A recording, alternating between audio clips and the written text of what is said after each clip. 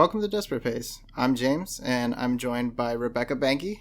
Hey, how's it going, folks? Visiting from Arcane Assist. You may or may not have heard of it. If you haven't heard of it, but you're on this channel, you've done something wrong on YouTube. I'm not sure that's true. You guys have put out some cool videos and good content, but we also make battle reports, and we were at the same convention together, so it felt like a good opportunity to do some cross-promotion. Yeah. It's a crossover episode. Oh my god! So, Becca was kind enough to extend a lifeline and show me how Warmachine is supposed to be played. And it was actually a really fun matchup. Yeah, the how Warmachine's supposed to be played is unbelievably janky. Both of these lists are really, really weird. I definitely hoboed some models around the convention hall, sort of trying out some bullshit, and it's good. I'm keen. This is going to be a fun list to play. Yeah, for sure. Little side note, I was impressed at how many people are willing to share models at these conventions. Very true, yes. Just as a note about the community, I think that's one of the most impressive things I've seen. Super generous folks, and just as a rule, people saying, oh, don't miss out on the opportunity to play that thing. I've got something, I'm happy to share it with you, and even sharing gorgeously painted pieces. Much of me is not today, and I apologize for that. That's on me. I did not bring sufficient dolls to this event. I brought extra dresses instead. Well, you gotta pack the important things. It's the priorities in life, right? Exactly. Well, we played Deneghra3 versus Jaga-Jaga. The Snake Charmer. So why don't you take me through your list? Well, step one, you brought a Warcaster riding a giant snake, and I brought someone who charms snakes, so already I feel you're at a disadvantage. Yeah. My list is playing and will work for food. I've got Jaga-Jaga. Her battle group consists of the attachment Gatorman Soul Slave, and then she has a Ironback Spitter and a Swamp Shambler. Swamp Shambler, I think, is really, really cool with her ability to extend threat ranges, and I think the Spitters kind of plays into the way I like to play her, which is a gunline-focused list. The first thing I put in this list was Void Archons. I think the Void Archons are amazing. They bring their own boosting mechanics. She supports their sprays with Signs of Importance. I love them a lot. At Evan's insistence, I brought two Primal Archons. I'm less keen on them in this list. I think they're very powerful anchor pieces, in some cases literally anchor pieces. And I think they can do some effective hitting, especially with support from Signs of Importance. I'm trying them out, so we'll see how they feel. I've got 3 units of Farrow Valkyries, which, gives me the units I need to apply pressure, are multiple attack models, so they, again, take support from those things. My requisition choices are Alten Ashley, represented by the mini-crate model in this game. 3 Feralgeists and Hutchuk. Hutchuk's ambushing. And then I took the Hermit and Boomhowler too, the RagQuest version. The tech there is kind of like Boomhowler's. Cacophony is really good denial, but also you can give Repo 3 to the Hermit so you can extend that armor debuff 13 inches instead. We'll see how it plays out. That's what I'm kind of excited to try. And then I get a Gobber Chef as the sort of filler point. Who is a hero. Yeah. Every game I've played with a Gobber Chef. Kills something key, contests the absolutely essential piece, is the last scoring solo on one side of the board. He's the best 1 point in Warmachine. Yeah. Never forget a cook, Mm-hmm. Backstab, too. Really? The man will mess you up. Well, there we go. Yeah. Hidden tech. Well, so for my list, I brought Deneghra, the Soul Weaver. That's Deneghra3. I've been talking about her a lot, so I figured it was time to put her on the table. But I was also resolved to ensure that we got Deneghra3 with a dracodile. This list is insane. I love it. Ill-advised, but fun to play. The number of people who walked by being like, oh, are you proxying a Storm Raptor in a well? And you were like, no. And they were like, oh, okay. That's a thing, eh? Poor you. It is. I mean, I feel like the huge spray, the volume of attacks, the interaction with mortality, like those all sound really powerful, right? Yeah, definitely. To the untrained eye, it looks like a great list. So, in Deneghra's battle group, we have the Scarlock Thrall, 2 Slayers, a Night Wretch, and a Death Ripper. Then we have Wrong Eye with Snapjaw, and of course the Dracodile. We have 2 Soul Trappers, a Hellslinger Phantom, Pistol Wraith, 2 Machine Wraiths, and a min unit of Mechana Thralls, and 3 Brute Thralls. That's the ambush thralls. They're my favorite part. And the scenario that we played was Anarchy. Anarchy. What do you think of this scenario? Anarchy is a really cool scenario. It demands a sort of certain method of positioning that a lot of people are uncomfortable with, where you're both spreading wide but also concentrating really, really deeply on sort of central pieces. I think it's the best elements of what Incursion was in 2014, without the worst elements of what Incursion was in 2014. My memory does not go back that far. It was a scenario that really demanded that you have sort of like theaters of combat where you're sort of playing in a couple of different places, and those things really mattered, and you could sort of swing or commit relevantly, but you sort of still had to stay importantly central. But then it also just was awful sometimes, and there were lists that just beat you on it. And I think this marries a lot of those concepts with better implementation. Yeah, to me, this is actually my favorite scenario, Cool. because it always feels like something's happening. It always feels like you have to think 2 turns ahead, not just where you're going to be contesting or scoring, but where you need to swing to next. Because, like you said, you're fighting in modules almost. Yep. And to me, that sort of puzzle is one of my favorite parts of Warmachine. Oh, for sure. I mean, folks who've listened to me pontificate on the subject before know I'm here for the puzzle. Yeah. And then for terrain, it was kind of an interesting spread, but starting from the top and going clockwise, we have a forest, we have some water, we have a trench network, we have a very, very tiny forest, like a little micro forest, and then a larger forest coming back up here. Then in the middle, we had what used to be a hill, but we played this as an obstruction that blocks line of sight to large bases, but not huge bases. Sad for me. And then we had, again, more water.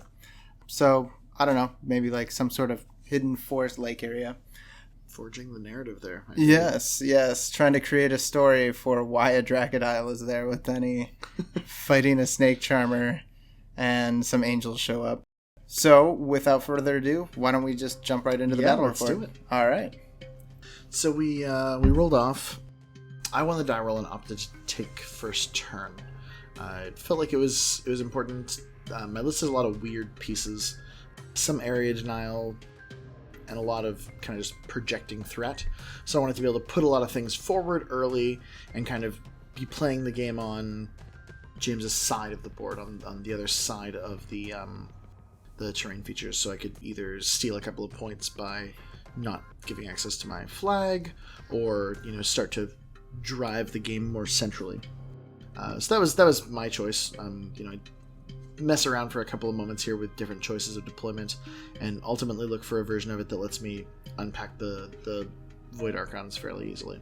I'm gonna Grave Mist one of them because I think that's really good. Makes it more survivable. I like that idea. What made you pick the side you did?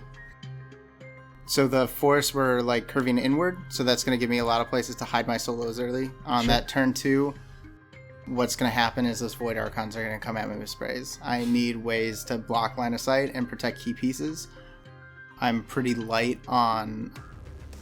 in terms of sacrificing pieces, like actual sacrificial pieces. Sure. So I need to do whatever I can to bunker up. Also, the shallow water is in a convenient spot, which helps the amphibious Wrong Eye and Snapshot. Mm-hmm.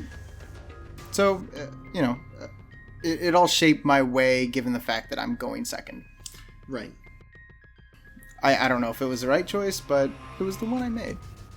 I don't think it's a bad choice. I misdeployed Alten initially and got him on the advanced deploy line afterward. But that's basically...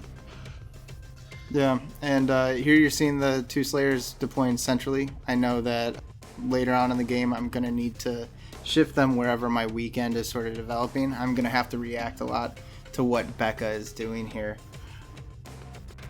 Then we've got Deneghra more towards the bottom zone, and along with the Soul Trapper, the Scarlock Thrall, and the Hellslinger. And we've got one arc node towards the bottom zone, another arc node central. I did this because at some point I know I'm going to need to start slinging spells down towards the bottom, but I don't know where I'm going to need the spells towards the top zone. So keeping it central gives me options to go either above or below the forest. That was the thinking anyway. I think it's good thinking. For my part, my Feralgeists are all about being able to contest meaningfully these zones that you're hoping to clear with ambushers. But I need to not put them somewhere where they're going to die too early.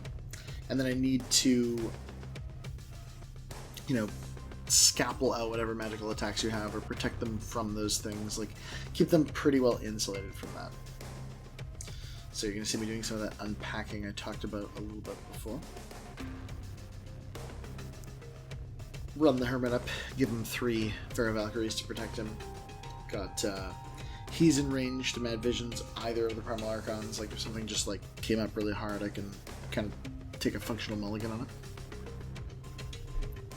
Yeah, the Farrow Valkyries presented me with kind of an issue because I'm working with the Pistol Wraith and the Hellslinger.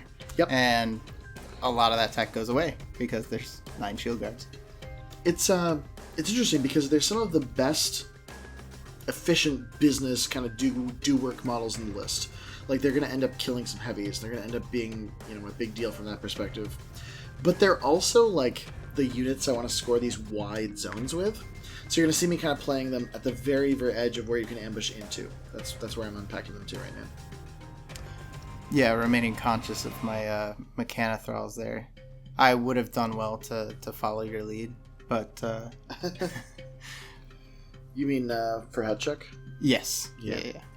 I figured, you know, you're going to pop out somewhere, but as long as I'm blocking off Wrong Eye, I should be okay. Yeah, I mean, you definitely can't afford to lose Wrong Eye for any reason. Especially because I think Hutchuk has takedown, so, like, if you let him charge Wrong Eye, he just kills him. You don't even get a tough check. Yeah, that's just straight up game over. So, here I am trying to process thoughts throughout. I'm kind of hung up on where these Void Archons are going to be. And I want to make sure that there's no walk and spray threat from them. The Void Archons are positioned such that I can stay safely behind the zone and kind of be okay. And there's no living models to give the hop. Turns out Void Archons trigger that hop off of living and undead. So I'm putting the Pistol Wraith behind the forest, protected from the magical spray. We're putting the Slayer up in the middle. With Ghostly, having obstructions like that is actually really great because you can either trample through or just walk through to get where you need to go. We've got another Slayer towards the flag. I know that some pieces are going to come in and try to get a contest early because there's no reason to give me free points. Sure, exactly. I mean, that's a little bit kind of coming back to that idea we talked about with Anarchy early on, where it sort of demands presence, but if you can kind of, like, I guess, hold off engagement or push engagement forward, you can end up kind of just stealing a couple of those early points. Or, in the case James is talking about, you know, if I have to come forward to put something relevant there, you know, he's put something very capable of a counterpunch, like, in that exact spot. Yeah, so for me, this is almost like Tetris. You know, you're figuring out where your bricks need to be and where your next brick is going to fall. And so here I'm putting the Dracodile behind the forest. It's going to block any Hutchuk charges from the side, even though I think Wrong Eye is going to be out of range right now. But I know that he's going to have to commit a lot early on to the Dracodile. And so from there, I'm pretty well set up to get some retribution. I try to put the Machine Wraiths in front of it to sort of bubble wrap it from any charges. And then we've also got Snapjaw just to the bottom of it there, to the right of the Dracodile itself. Shout out to Shannon, who showed up at this point in our game to chat, hang out, and watch us play. Oh. She was delightful. She was a lot of fun. Yeah, and then murdered you with Sloan. Yeah, oh, for sure. Yeah, vicious. Came over and was like, oh, this is pretty cool, you're doing pretty well, you're good at Warmachine and stuff, and emailed her compliments, and then she's like, let's play a game, and then we played, and I was like, I've got lots of Farrow Valkyries, this will be fine, and she was like, I don't think it's going to be fine, I think you just die here. And she was right, it turns out. So it was a good moment, it's humbling. No one can be quite as honest with you as a 12-year-old can, and I'm here for that. Yeah, you really got to appreciate that. Yeah. So I'm making some unpacking choices this turn. Basically, my list is gonna sort of stumble on top of itself a little bit. So I'm determining what needs to move before Jaga-Jaga advances and casts Signs of Importance. I'm staying out of Deneghra's charge threat, which is 14 inches. Because she can just charge me, scourge me, punch me to death. And I can't camp more than 2 or 3. So, with that interest in mind, I want to be camping 2 with Signs of Importance, and both my upkeeps out. The tied up Gatorman having upkept one of them for me for free. There's a cool rule that does that. I can't remember what it's called. Arcane Assist? Is that it? What is that? Oh, wow. Oh. It's such a good name for a thing. You should definitely Google that. Yeah. Yeah. So Jaga-Jaga advances up. She's gonna basically what I decided is that the Valkyries that we're moving to allow her to come to the position she's going to be are just going to focus on being good supporting shield guards for her. So they're setting up for the next time right now. She's moved up to make sure that everything that I'm planning to do this turn is in signs of importance. That's basically all she does right now. And she's hanging out there on a couple. And the next step is charging the Void Archon in. So the Void Archon has a couple of melee attacks, and it's weird. The teleport you do is living or undead, but it has to be right after you kill something. Be it, again, undead or living. So I thought about it, and it's dual attack and it doesn't end its activation. So what I should have done at this point is then sprayed the dracodile and gotten like one more damage roll. It's got a pretty decent spray, probably would have hit. At that point I have a back arc bonus, like there's no reason not to, but I just completely forgot about it. Again, new elements of the list, kind of forgetting about important things. But I think James had thought, putting the machine wraiths in the way there, I'd have to come in and kill them, and then I'd be in the way for my own Primal Archon, but didn't know that I could teleport off of the undead element of it. So I thought it was living. Sure, yeah, and a lot of things like it are, right? Yeah. It's a weird one. We're in a brave new world. We're a brave new world. So signs of importance charges from the Primal Archon. This guy actually really underperforms. He's a disappointment to his entire family. He was doing his best, okay? He was not. He was doing his somethings. He does like 3 damage to the dracodile, full stop. Yeah, I'm at the very least, it's an annoying piece in there that's going to wind up shadow binding anything that goes to try to take it out. But that's not really what you want to spend 8 points on. Yeah, I was hoping he would be a hero. I was wrong. Well, I was pretty shocked at kind of the synergy you were able to build up with the Dark Shroud and sort of just jamming that zone out like almost immediately. Yeah, I've got a couple of credible guns, so adding 2 points of damage to all of those is a really big deal. Like the Primal Archon kind of whiffed, but once you add in things like the Alten Ashley gun, which is POW 12, effectively going to POW 14, the Spitter gun, like those things all make a big difference, and they all get to benefit from the Dark Shroud. Because you're Colossal, they don't have the engaged in melee penalty, like none of that is present. Yeah, and relatively low defense. You're just always in, you can guarantee that damage. Yeah, especially with Signs of Importance, to fix things like the occasional double one that might come up at a really inopportune time. Yeah. Yeah, the dice correction is very strong here, so any sort of stat skew is just going to be amplified that much more. Good point, good point. Yeah. If you thought it was bad then, wait until. Yeah, the science importance, I always seem to think that people overvalue it with guns, but then actually watching it work here, especially with the Dark Shroud. Yep. It's just doing so much work. Not so much overvaluing it as just valuing it. Yeah, it's appropriate, and I was missing out. Yes. One of the things that I thought would be kind of cool that didn't really come up for me at a good moment here was to offer that elasticity animus from the Swamp Horror to the Archons, like turning them into melee range 2, which also changes the range at which things are dark shrouded. Mm-hmm. I don't know. That was just something I was kind of goofing around with that I thought had potential. Yeah, that's always a funny interaction when you can extend that melee range. I've seen it with the Meat Thresher before, just to get that wide knockdown. Yep. And trash area. But with the Void Archon, I think that's especially powerful. Yeah, he wants to be a bruiser and has exchanged that for just general survivability. Mm-hmm. So here you're setting up to pretty much contest that zone and daring me to come out? Yeah, a little bit. I kind of mess around for a few minutes with, like, is this a good idea? Isn't this a good idea? What's going on here? But ultimately come to the, I think, necessary conclusion that I have to start applying pressure to those zones. If I'm not really, really hammering you on the scenario element, eventually I'm going to run into a problem where you're Deneghra and I'm not, and have very victim-y stats. Yeah. I also like the fact that since she's Cav, when you do charge in, you correct for Deneghra Mat, so you don't actually need to like mortality your first charge target or anything like that to get something done. Oh yeah, I mean that sounds fussy and uninteresting. Yeah. So here I'm kind of having a hawing on what I need to do.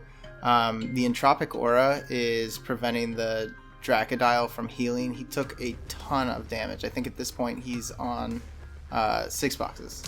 I had a couple of decent damage spikes. Like, Alten Ashley got to roll the 6. That does the 6 damage. A couple of my gunshots were pretty solid. The Primal Archon who went in underperformed. But he's really the only one who did. So that's fine, right?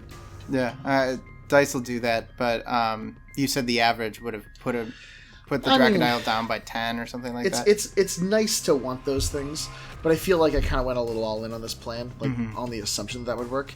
And looking at things like you didn't even do the spray on the dual attack Void Archon, like there were opportunities here for me to do a better job of the damage.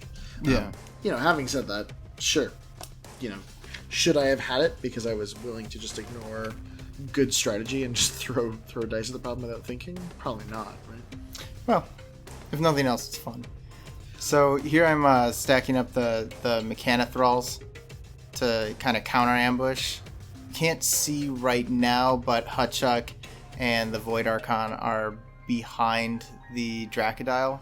You might be able to see it popping up a little, but mostly just wings. Yeah. But some Mechanothralls are going to get some butt charges and try to clear those out. The idea is to start taking back some of the value that was taken away from the Dracodile. The Dracodile is 36 points, and right now it's got 16, 22, and like half a unit, right? So 26 points maybe committed to it. So the trade isn't like value town, but at the very least, I'm taking away some key pieces. The Void Archons are the things that scare the shit out of me, so I definitely want to make sure I can take those when the opportunity presents itself. So I'm just measuring out here to see if I can get the Slayer in melee range with the Hermit. Yeah, we mess around with this a couple of different ways because we're looking at like caltrops or protractors or proxy bases or something like that. Yeah, at some point I had to run over to the next table and just borrow a buddy's proxy base, so... Yep, that's exactly the same thing I did. Yep, off we go, and... Yep, Becca was kind enough to just step it out. Yeah, we had a friend and a local who was pretty nearby who was willing to make this happen. Yeah, so... Again, the nice thing about these conventions is teamwork definitely makes it dream work, like, every time. So we determined that the Slayer can get there just by walking and punching. So we're fine with the 1 allocation. The other Slayer is going to get the 2 focus allocated to it because I'm going to go in on the flag with the Primal Archon and Boomhowler next to it. And now I'm trying to determine where I'm going to need to position arc nodes for things like mortality. And... So we're just measuring out some distances here to sort of figure out the math on that. I'm going to make this feat turn because I just need to take models. There's just nothing else that can be done here. Very, very hungry attitude to have to the game. I like that. Yeah. Well, a lot's presented to me right now. You've kept your battle group completely back. But... I'm kind of jammed up. I know that you're going to use your feat to take away a lot of my work pieces. Yes. And so I've got to beat you to it. And in a lot of ways, you want to take away as much as I can, getting work out of those pieces, setting up for reasonable trades, holding them in reserves and making it difficult for me to take those things from you, right? Yeah. I think... Jaga-Jaga's feat's very weird, because it can be a huge swing. Like, it can be this moment where you just, like, take out 7 pivotal items in your army. Or it can be just kind of a way that I attritioned myself more than I really should have. Yeah. Yeah. So that's the kind of yin and the yang of it. So I held off on it being like, I don't yet have the best feat. And that might persist. Yep. And here I'm looking to get my Arc Node around the back to try to mortality the Void Archon. Realizing only that Soul Trappers aren't incorporeal. So I move them up. I'm checking to make sure there's no counterblast or anything like that. And now I've got an Arc Node to the Farrow Valkyrie there. Yep.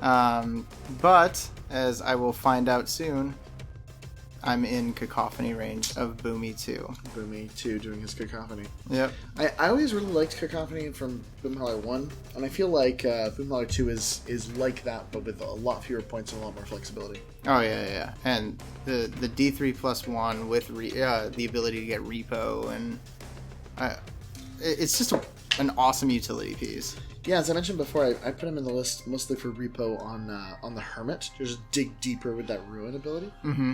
Yeah. So here I am lining up the charges for the Brute Thralls. And we're getting 2 in the back of the Void Archon. And then we're getting some of the Mechana Thralls in the back of Hutchuk. So this is a pretty easy decision for me to make, and somehow it still took me 10 minutes to arrive at it. I mean, ambushing, like, it's just so much of your list, right? Yeah. Like, not just as a percentage of models, but as, like, a literal quantity of points, right? Like, there's a lot here. This is a requisition choice plus a whole unit. Yeah.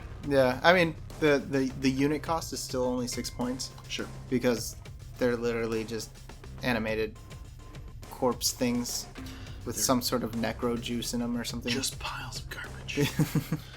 Dials of garbage. Well, the dials of garbage are doing some work in the back arc here. We're combo striking with the Brute Thralls at POW 19, which is pretty sweet. Brute Thralls are terrifying. And I needed 6s to hit, and I still hit it, so yay to my dice for getting it twice. And little rhyme there. Yes, I like to keep it whimsical. Don't expect eternal rhyming scheme to be consistent on the channel. It's occasional. Yeah, we've got visitors, so we'll pretend to be fancy. Stepping up the quality to the guests. Yeah. That were hoity-toity. Yes. I agree that I think this ended up being the zone that you had to ambush on. I kind of wanted to sort of suggest that like both zones are important and which one will you go to a little bit, but I definitely pressured you a little bit more on the top here because of the dracodile, and I think it's the right answer. You get Hutchuk out of this, you get an Archon, like it's pretty effective. Yeah. I mean, I definitely could have set up more conservatively and given up a lot less. To do it. You think so? Yeah, you hang back a bit. You're going to toe the edge of that top zone, and we'll play with threat ranges, but at the very least, it's going to force ambushes from one or the other to kind of start the whole thing off. Mm-hmm. But putting the Dracodile so far up where you can get that much on it, I think it's 5 pieces total. It didn't feel great. Did you feel like you had to deploy the Dracodile there because of the scenario and the way its geometry worked? I was actually more concerned about protecting Wrong Eye. That is like the bunker area that I saw where I had the highest chance of keeping him alive because he is 17 plus 36. That's 53 points of my list. Yeah, it's quite a bit. Yeah. Again, I'm penny wise, pound foolish. So save some money on some Mechana Thralls and then go ahead with this giant 53-point package to get a Dracodile on a list. So here I'm going to arc some spells. This is where I find out Cacophony is a thing. But we get Immortality on the Primal Archon. And I feat. I'm kind of just hemming and hawing about where I need to go with the rest of it and seeing if I can get any more work. And was there a line of play that was going to be like, kill Boomhowler, come up and sling spells? Yeah, Repo 5 is always nice, and kind of in hindsight, I'm wondering if I should have gone in with Denny and Repo 5 back, because I'm not sure you get her with 3 or 4 focus and you just having the Void Archon there, because your whole battle group is on the other side of the table. Right, and that's like, you don't have any armor cracking left in the list. Yeah. And so a Cav Charge will definitely take care of Boomhowler, I think. And that gives me just another soul. Yep. And the soul game is weird in this matchup, because I've got so much soul denial with the Archons, and they collect souls themselves. But then often they're collecting souls from inside of other auras, if a model is just out, that poses a real problem. Yep. So here I'm taking care of the Primal Archon. I wound up having to charge Wrong Eye in to do a few extra points, but I wind up still taking care of it with the Dracodile. And then the Dracodile is taking care of some of the Valkyries that charged in as well to snack and heal. Yeah, the snacking's a big deal, because you can get back a ton of boxes. You go from being like critical condition, almost dead, to like, I just healed for 3d3. Like, it's pretty solid. Yeah. I think I only got 2 points out of the healing, but it definitely created some buffer room, considering I only had, I think, 1 box in 2 of my columns, and then 5 boxes in another. So we used the Hellslinger to pop some shots into the Hermit. I was able to aim and just shoot through with a ghost shot. One was shield guarded to a Valkyrie, and the other, he took a point. It's worth noting that now he doesn't have his once per game. Yeah, the Mad Visions was used on the Primal Archon, so yeah, which was fun. We all enjoyed it, and so I'm not sure Snapjaw enjoyed it. I think he was mad his boss had to come in and help. Yeah. So the Slayer goes in here, takes out the Primal Archon, the Mortality one. Pretty handily, I would say. Like, you never know this to know, but you may have even over-allocated resources to him. Yeah, my dice were hot. I think I rolled an 8 and a 9 on the damage, and a lot of his shtick is about here are all the things I do to heal and to heal myself and to heal people around me and a lot of that kind of thing. So I feel like Mortality is really not his spell. Yeah, but we have enough left over to hit Boomhowler, and there's a failed tough check on it, and so that flag, I feel like, okay, I'm contesting it, I'm not going to bleed points here at the very least. Then we're going to put the Scarlock Thrall central. This is going to give me the ability to throw out a ghostly if I need to, or something like that. And then we throw the Night Wretch in there, pop a random shot at the Valkyrie, crank the throw, crank the damage, and, trigger vengeance. Because that's what you're supposed to do, right? Yeah, I mean, that's what all the professionals do, but... I've seen it on TV. And then we pass score, or pass clock, and I go up 1. It's pretty good. I thought I had really dictated the line of engagement really tightly on the other side. And you really pushed it forward really tightly and went just a little bit wider than I had, and am honestly willing to go. So this turn, I've got a couple of different strategy options. I'm just kind of taking a second to look at the board. I debate whether or not I want to upkeep Gravewind. That's really the first choice that matters to me. I know you've got a couple of vulnerability points. One of them is that Wrong Eye's on 0 camp. We talked about this a few times during the course of the game. I said, is he Stardust? Is he, he's like, nope, just totally. Yeah, at this point he's submerged, but still shadowbound. Yes.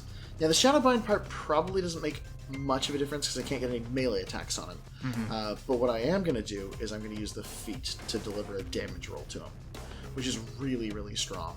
And then if that, what might happen there is he might tough, and if he passes a tough check there, he's in blast radius for me to shoot Snapjaw and clip him with blast. And I'm hoping a 4-die drop lowest POW 7 damage roll will crack through to his armor 17. Yeah, average on that's going to wind up being 12 or something like that, so that puts you at 1 or 2 damage. I only need it to be 1 or 2 damage because I'm planning to to free him up. Yeah. Like Tibet in the 90s or something. get the nice patch and the ragged backpack and make sure everyone knows we're getting Wrong Eye. We're getting Wrong Eye. He's gonna die. I telegraphed it pretty hard too. I was like, how does Wrong Eye die? And you're like, Wrong Eye doesn't die, right? And I'm like, that's no. None of those things. I thought we all liked him. Yeah. So I'm measuring right now Jaga-Jaga's kind of forward position. Where can she be? Where she can catch the Hellslinger, she can catch Wrong Eye, like she can have signs of importance projected in the spots she cares about. Yeah, and having my kind of line of battle a little farther back but also linear, like very straight. Like right. It's a very like discrete line. Was kind of intentional to make sure that when you do feat and you do commit, you're still like towing kind of a dangerous line with Jaga-Jaga. Right, and every single time you're playing against Deneghra3, she always has the option to just suddenly turn around and be like, oh, just kidding, this is about murdering you from 14 inches away all the time. Yeah, at some point, she is on a dragon. In the meantime, I've just been, playing with you like a cat with a mouse. Right? This unit of Valkyries charges, they activate before I activate Jaga-Jaga because I'm probably going to end up blowing some of them up. So I'm just digging a little deep with them, and they do a ton of damage to this Jack. They just punch really, really far above their class. Yeah.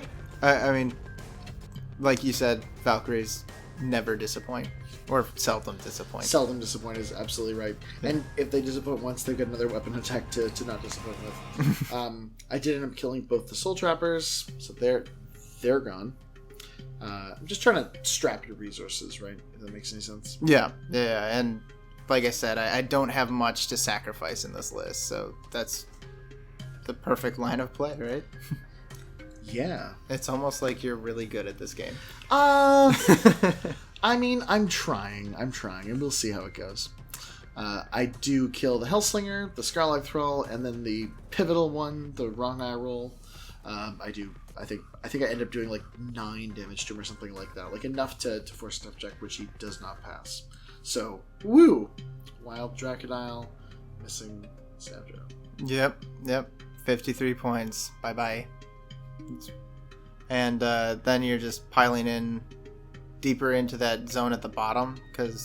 So did you feel like there was any threat to that zone?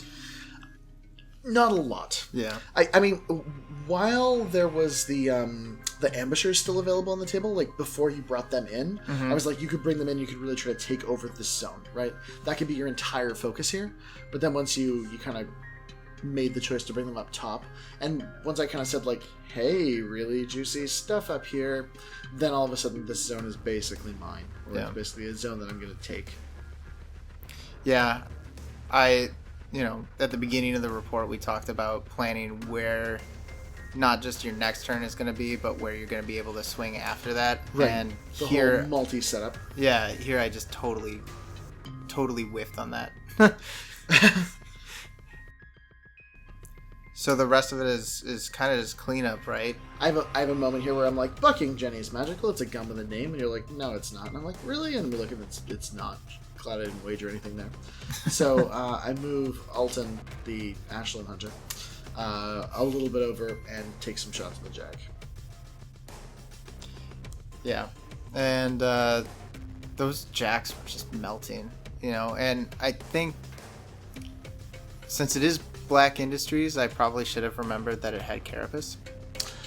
Oh, yeah, Carapace. 4 armor might actually help in some instances. Yep. I mean, just of course against the gunshots, but there are certainly a few there that mattered. Yeah. Good catch. Thank you. Yeah. It's all about learning. Tell us what we did wrong. Post in the comments below, please. Yeah. It only makes us better. Well, especially if you read them, right? Yeah. I mean, I read all our comments, and it's a process, let me tell you. Yeah, I have it set up on my phone. Get an alert every time so I can respond. But here the Void Archon is just sort of skipping over. It gets that Entropic Aura and the Dark Shroud on the Slayer. And then you're going in with the Swamp Horror, right?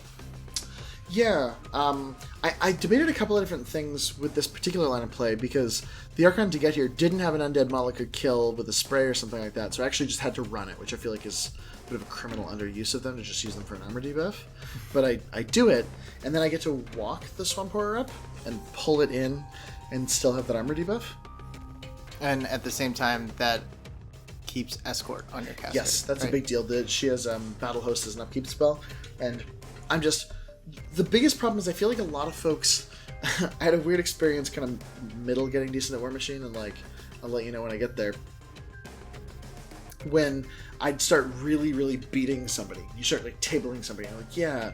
And you don't know the moment to like stop and ease back and be beating them less and protecting your caster more. So this is a gesture to that. I'm looking at this saying like, well, I feel like James's next choice is to just assassinate me, so I should make that hard for him. Yeah. I mean, I didn't really appreciate that, but in hindsight, I can more. Yeah. With you know the specter of the kind of goodwill of time, you can look back on this and say like, oh yeah, no, she was doing something that was strategically valid. Yeah, my spitter moved up and spat at the objective. Did some blast the Deneghra actually. Yeah. So Deneghra took 2 points in corrosion, and the objective wound up going taking 12 points of damage. Yep. Which basically makes that another, scoring potential thing without very much commitment. Yeah, I'm now in a position where I'm up a point or two. I'm threatening to be up several points. Like, this is the point where you start pushing for a win. Yeah, and I think I literally have 4 functional models, aside from the Mechanothralls, who are just kind of stuck in that zone now. Kind of way out of the way of ever being useful. So, I go for an assassination attempt, because that's what heroes do. I have 11 focus because I popped feet and had all those souls left. And I'm kind of trying to figure out a way to get as many attacks on Jaga-Jaga as possible. Now that number is 4. And she has 2 transfers. Yeah. And 1 valid transfer target. Yeah. So Swamp Horrors are 32 boxes. So I don't think I'll be chewing through that for any blowback. So I can write off 2 attacks. So I think if we put the math of this assassination into like odds machine or something, it might actually not come back with a number and more of just like a sad emoji. But it's all I can really do. So I need to figure out my order of operations here. I'm looking at distances between the Void Archon and the Valkyrie in the bottom zone, because the Void Archon is going to prevent me from taking souls. So I can't just straight up charge like the Gobber chef near the flag there. I have to actually just walk up and hit that Valkyrie. At this point, I'm like, oh, Scourge is 10 inches, right? And you're like, How far apart do we want to be? Yeah. Like, how did you know? I don't know what I thought. How could you see through my clever plan? So I lose the mount attack, but luckily I get really lucky with the attack rolls against the Farrow Valkyrie in the back. You miss the tough check on it. So now I've got a soul. That soul lets me cast a boosted mortality at Jaga-Jaga. So now we're at -2 defense and armor, which is kind of nice with a POW 13, knockdown spell. I do boost the to hit on the first mortality, or on the first Scourge, because again, I just needed to hit, and I could see, rolling a 4 or something like that, and it just not happening. The second attack goes through. I crank the damage roll. You transfer that to the Swamp Horror, and then we move up the Pistol Wraith, drop 2 shots in, and I think I leave you on 7 boxes. Oh yeah, it's pretty rough here. The first Scourge actually rolls surprisingly well for damage. Yeah. And I end up transferring earlier than I absolutely have to, which is pretty freaking terrifying. That shouldn't happen. Yeah. That is, however, the game. Yeah. It happened really quickly there, so I'll just go over it right for a moment. Deneghra doesn't contest because she's a warcaster. Yep. So what you've actually got is James hasn't contested either my flag or my zone. So at the end of his turn, I score 2 points, go 3-1, and then I'm able to pass, go 3-1, 4-1, something like that. Go to 5 for a 5-point differential. Yep. Yeah, and that's our match. That's all she wrote. So I really appreciate you playing the game out with the 2 janky lists. They were really weird, really fun lists to play. I had a nice time doing it. You know, we're playing in the wee hours, the Iron Arena area of Warfare Weekend, so obviously we're a little silly, a little sloppy, and a little tired, but all having a really nice time. So that's kind of the point of cons, right? Yeah, and I'm really enjoying being able to just, with all the new models, the way the new Oblivion themes work, we live in this weird kind of cross-faction world. People being kind of more into just trying new things right now. Yeah, compared to like the sort of new season in a Magic the Gathering rotational set, when you brought something brand new in and everyone comes back to it excited, thinking like it's unexplored space with new stuff that can be done, and I think we really are in a kind of a place in the game where folks who like to build and to innovate and to try new stuff are in a good spot to be doing that. Yeah. So, thank you for coming on our Battle Report YouTube channel. It was a delight. I enjoyed it quite a bit. Had Yeah. a great game. Had a fun time talking about it. Yeah. And, we're always happy to speak with you and have you slum it up with us. As always, we appreciate you guys taking the time to watch the Battle Report. And if you see something that went wrong in the video, or if you want to ask questions or just leave any kind of comments in general on how we can improve, just comment below and we'll be sure to respond. But do y'all have like a fun sign off, or what's typically we just say thanks for watching, and then Mike awkwardly says bye. Bye. So, thanks for watching. Bye.